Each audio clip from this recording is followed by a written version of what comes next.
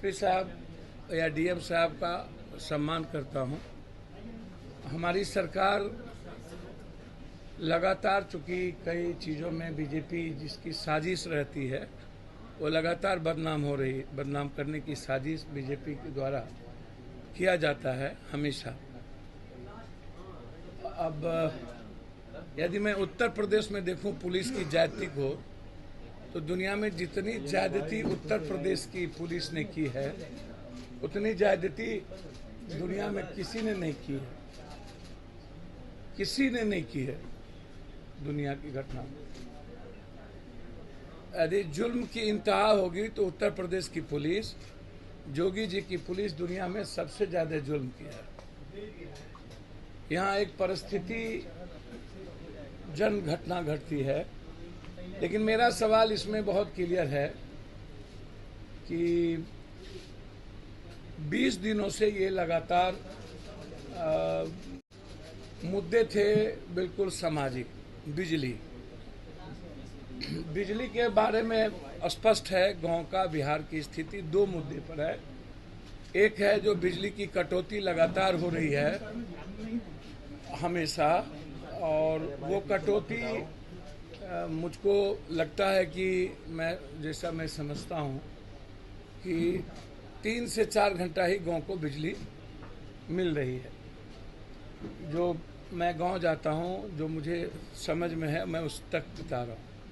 दूसरी चीज़, जहाँ जहाँ स्मार्ट मीटर लगा है वो बिहार की जनता पर लगातार बोझ बनती जा रही है। वोचर भराओ, वोचर 2 मिनट में 2 दिन में ख़त्म हो जाना, और लगातार परेशानी वोचर के कारण। तो ये जो स्मार्ट मीटर है, ये इनको लेकर के भी सरकार को मेरा आग्रह है कि इस पर एक बार पुनर्विचार करनी चाहिए, और स्मार्ट मीटर रहे भी तो बोझ ना पड़े, उसके लिए कोई एक रास्ता निकालना चाहिए। लेकिन मेरा वहाँ के डीएम साहब से आग्रह है कि आप को, जब एसडीओ साहब को, वहाँ के डीएसपी को आप पता कर लीजिए। मैं आपको बहुत जल्दी बारसोई के एक वरिष्ठ पदाधिकारी का कितना जमीन खरीदा है, मैं आपको उसका पूरा लिस्ट दूंगा कि कहाँ कहाँ जमीन खरीदा है। बारसोई को ये लोग दुधारू गाय समझते हैं। बिहार में लगभग एमपी, एमएलए, मंत्री, संतरी की कोई भूमिका और भागीदारी जनता के हित में नहीं रहती है। सरकार, आप देख ही रहे हैं कि मंत्री जी कितना इन्वॉल्व है या मंत्री जी की कितनी बात चलती है।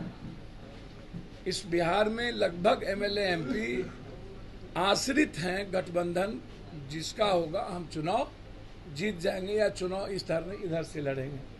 इसलिए मंत्री, एमएलए, एमपी को जनता से सरोकार बहुत कम है, मतलब नहीं के बराबर सरोकार है। आप कहीं की भी घटना को उठा के देखिएगा तो आपको कहीं भी मंत्री जी, जैसे अभी नग्न किया गया बेगूसराय में। पहले मैं बारसोई के बारे में पहले बता दूं कि बारसोई के मामले में मेरा बिल्कुल पहले से ही जनता के द्वारा अनाउंसमेंट थी, पहले से दिया गया था, और उस दिन पहले से कार्यक्रम थे। तो पुलिस ने सक्रियता या प्रशासन ने पहले से वहाँ पर वज्रभान से लेकर के पानी से लेके पूरी व्यवस्था आपने क्यों नहीं कर रखा था, जबकि यह था कि हम बिजली के सवाल पर हम प्रदर्शन करेंगे। जो बिजली हम जब तक थे तब तक आत्मनिर्भर थी और आज नहीं है, तो क्या बिजली के मुद्दों पर भी हम पर लाठी गोली चलेगी? एक तो यह सवाल है। दूसरा, क्या आपको खबर पहले से नहीं थी? क्या ये अटेंडम था या किसी ने साजिश कैसे रचेगी? जब लोग पहले से खबर है, पर्चा बट रही है, तो इसमें कोई अदतन साजिश नहीं है, बिल्कुल नहीं है। आम जनता आए थे, इसमें सवाल नहीं उठता है कि कोई रिवॉल्वर लेके आने का। रिवॉल्वर लेके आप देखे होंगे कि कोई हाथ में रिवॉल्वर नहीं है, कोई सामान नहीं है, और बस एक डायलॉग तैयार कर लिया गया, वो आ रहा गया है, एक आदमी को मार के भाग गया। यदि मैं आपकी बात मान लूं कि वह एक आदमी को मार के भाग गया, तो खुर्शीद को किसने मारा? यदि आप कह रहे हैं कि सोनू शाह के को गोली उसने मारी, मैं कह रहा हूं कि नहीं, कोई गोली, उनके हाथ में कोई रिवॉल्वर नहीं है। उसकी जांच पूरी तरीके से, मैं न्यायिक जांच चाहता हूं। यदि सही माने में पुलिस हमारी कटिहार की जस्टिस चाहती है तो वो न्यायपालिका से न्यायिक जांच की मांग वो कर दे। मैं चाहता हूं या गठबंधन के जो सबसे बड़े अभी साथ में रहने वाले माले हैं वो भी न्यायिक जांच चाहते हैं, मैं भी न्यायिक जांच चाहता हूं। बिल्कुल आप जांच करा लीजिए। यानी लोग पहले मेरा बिल्कुल उसमें है कि कौन गोली, क्या माथे में 303 की गोली है, क्या माथे में किस रिवॉल्वर की गोली है। पुलिस के पास जो रिवॉल्वर है वो बिल्कुल अलग है, राइफल है वो बिल्कुल अलग है, तो गोली कौन सी लगी है ये भी तो इम्पोर्टेंट है पोस्टमार्टम। इसलिए मैं यदि एसपी साहब की बात मान भी लूं, मुझे कोई आपत्ति नहीं है उनकी बात नहीं मानने में, तो क्या हम यह उम्मीद करें कि कटिहार प्रशासन इस गोलीकांड की जांच, न्यायिक जांच करें?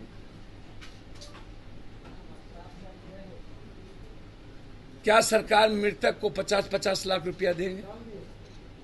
क्या उस परिवार को नौकरी देंगे? हमारा किसी पर दोषारोपण नहीं है।